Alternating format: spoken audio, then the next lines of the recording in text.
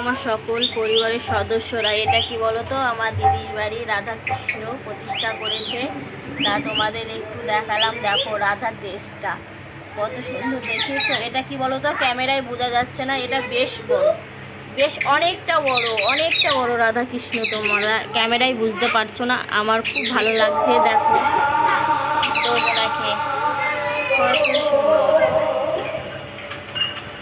দেখো 5 কেজিতে 20 গ্রাম কম।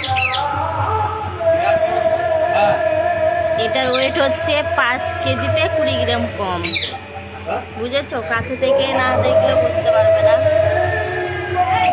এটা হচ্ছে রাধা, এটা রাধা, আর এটা হচ্ছে আমাদের কৃষ্ণ।